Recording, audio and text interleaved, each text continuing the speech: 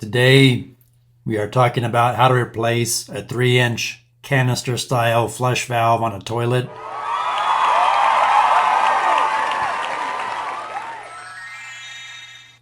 So there's a couple different variations of these canister style flush valves.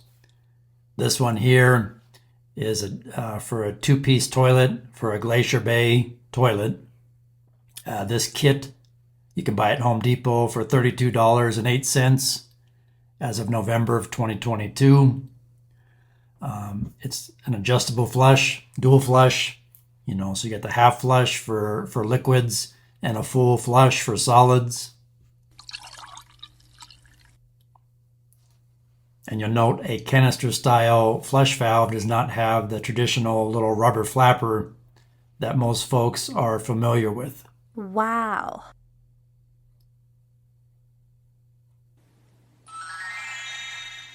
If you have a Kohler, Home Depot offers a rebuild kit for a 3-inch flush valve, K-4634, again, canister style.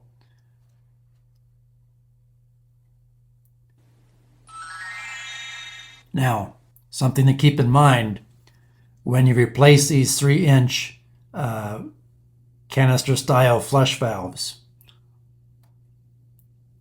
you'll need a tool that opens large enough to accommodate the plastic lock nut on the bottom of the toilet tank.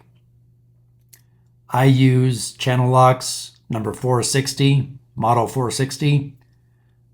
They're 16 inches long. They have a 3.75 inch max jaw opening. I bought mine at Lowe's for $34.98. And just a quick disclaimer, this video is not a promotion for Lowe's, Home Depot, Channel Lock, Kohler, or any other brand.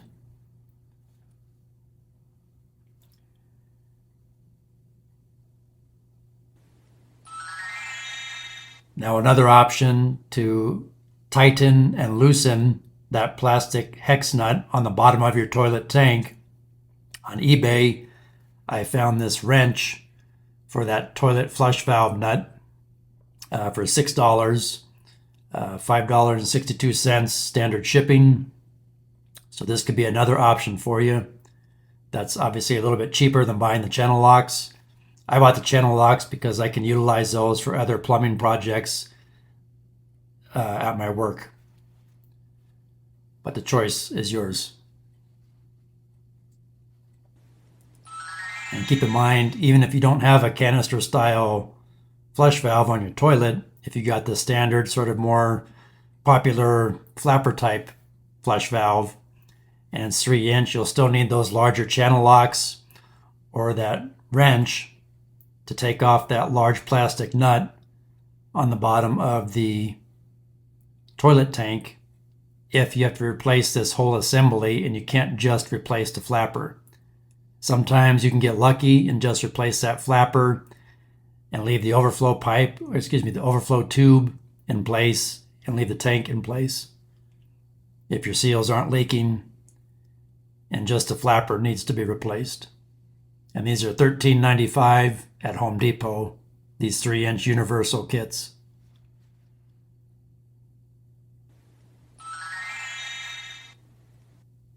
So back to the canister style 3-inch flush valve. This is what it should look like when setup is complete. It's a good idea to take a picture with your smartphone before you start removing the old canister flush valve, so you know exactly how the new one should look and be oriented when you install it. So this one happens to be for a dual flush. You can see it's got the 2 little push buttons on the top of the toilet tank.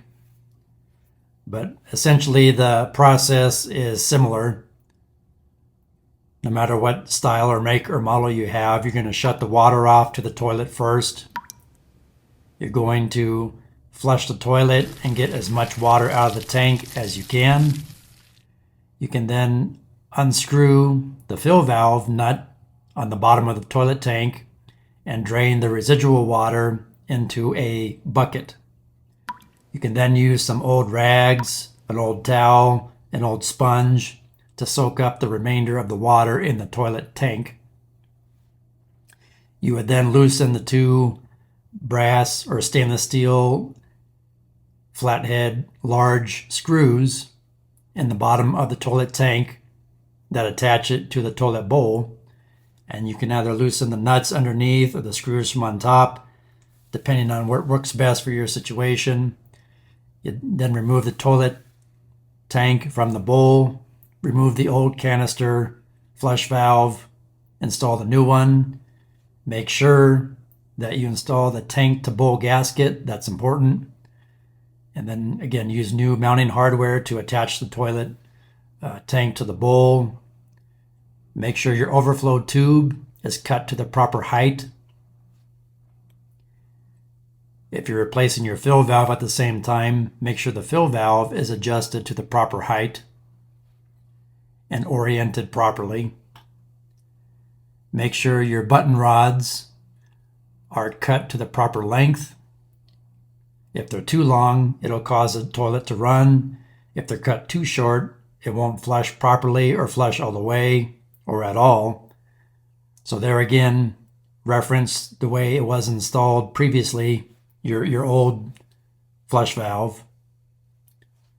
That's why a picture is worth 1,000 words.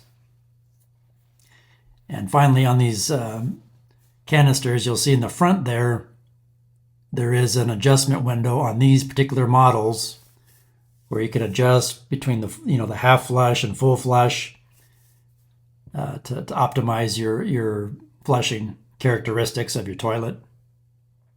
And you can thread those button rods in or out to get some fine adjustment to those as well. And also make sure your refill tube is properly attached and flowing into the overflow tube. And then of course test it, make sure it flushes properly and doesn't leak and doesn't run. Wow. I hope this information helps. Please like, share, subscribe, leave me a comment for future video topics you would like me to cover. Thanks for watching.